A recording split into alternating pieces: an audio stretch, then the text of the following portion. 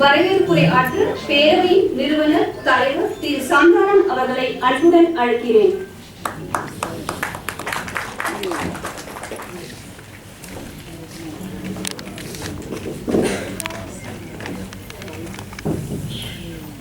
அனைவருக்கும் இனிய மாலை வணக்கம்.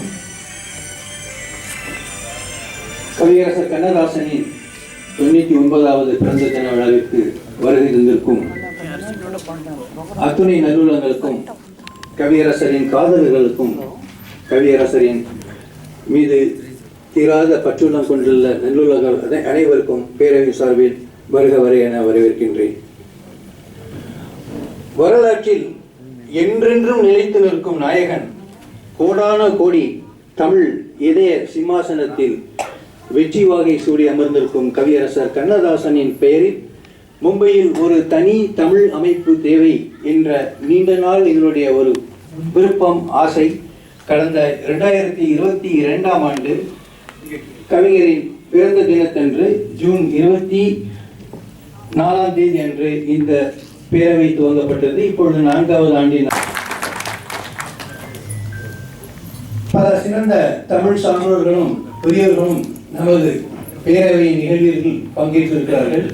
இணைய வழி மூலமாகவும் அரங்குகளிலும் பங்கேற்று நம்முடைய நிகழ்ச்சியை சிறப்பித்திருக்கிறார்கள். குறிப்பாக காந்தி கண்ணதாசன், இசைக்கவி ரமணன் ஐயா, மரபின் மைந்தன் முத்தையா, கவிஞர் முத்துராமலிங்கம், தஞ்சை மருத்துவர் மீனாட்சி சுந்தரம், பாரதிதாசன் பேரன் மும்பை முனைவர் கோ பாரதி, பாரதியாரின் பேத்தி உமா பாரதி, பேரன் நிரஞ்சன் பாரதி, திருமதி சரஸ்வதி ராமநாதன், காமராஜர் பேத்தி திருமதி கமலிகா காமராஜர், இன்னும் பல சான்றோர்கள் நமது நிகழ்வில் பங்கேற்று நமக்கு சிறப்பு செய்திருக்கிறார்கள். அந்த வழியில் இன்றைய தினம்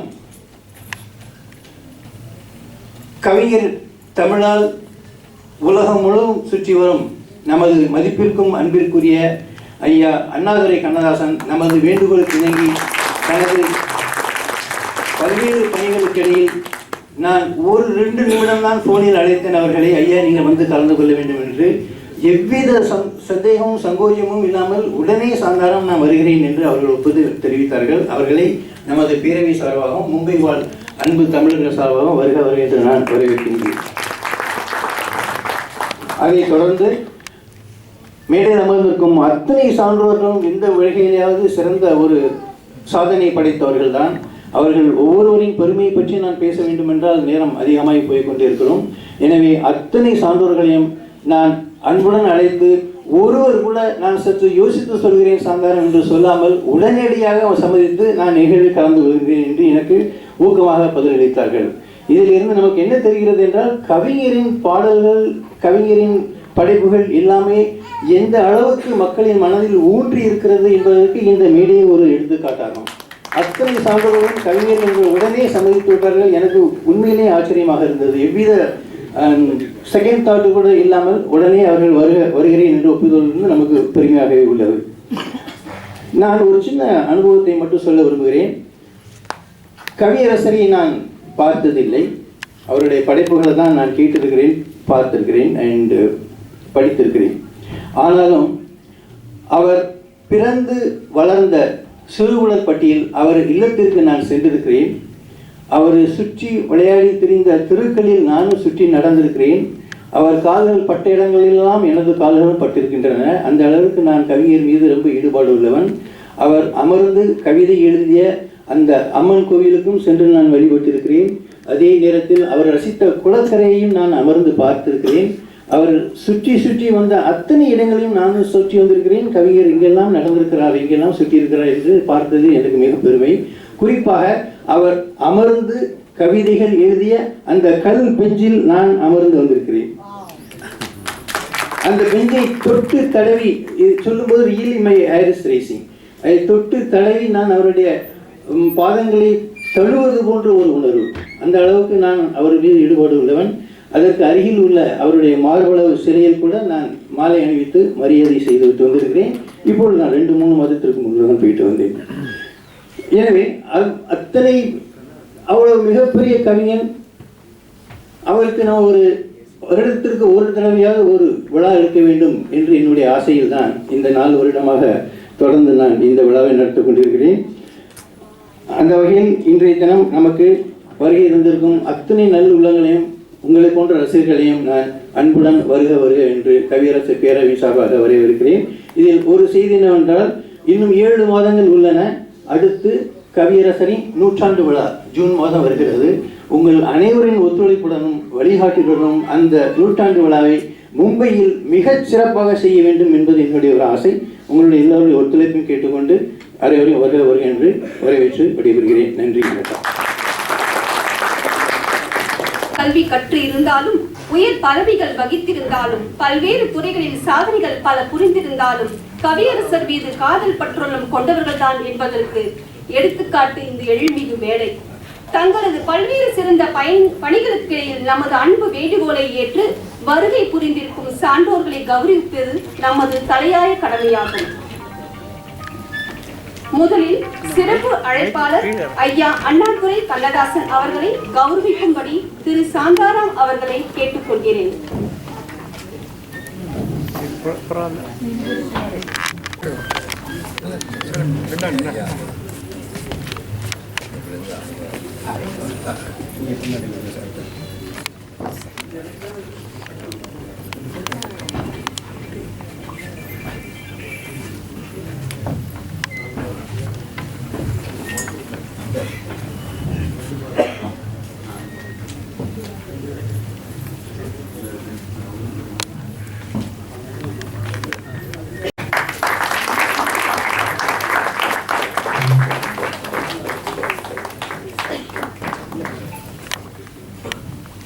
திருமிகு எஸ் ஜம்புநாதன் அவர்களை கௌரவிக்கும்படி கேட்டுக்கொள்கிறேன்.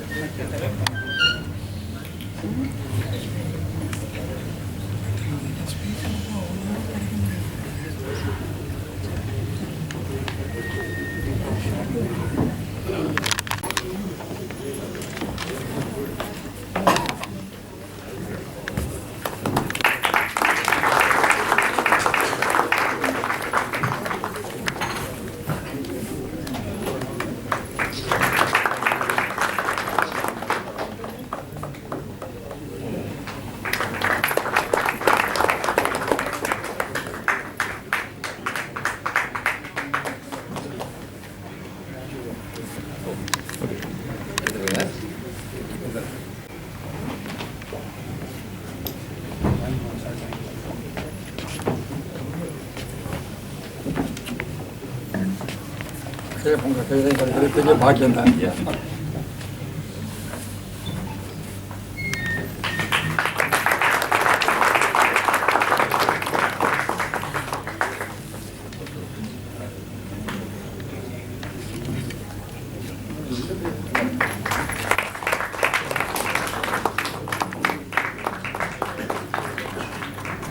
ரொம்ப நன்றி. அடுத்து மகாராஷ்டிரா அபங் ரத்னா திருமிகு கே கணேஷ்குமார் அவர்களை அழைக்கிறேன்.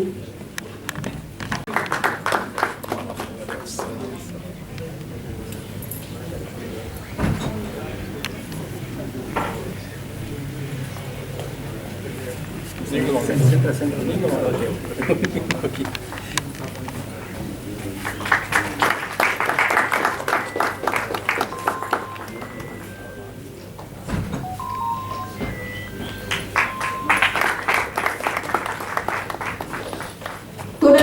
திருமிகு எம்.ஜி. ராமகிருஷ்ணா அவர்களை அழைக்கிறேன். அடுத்து நமது அன்பிற்கும்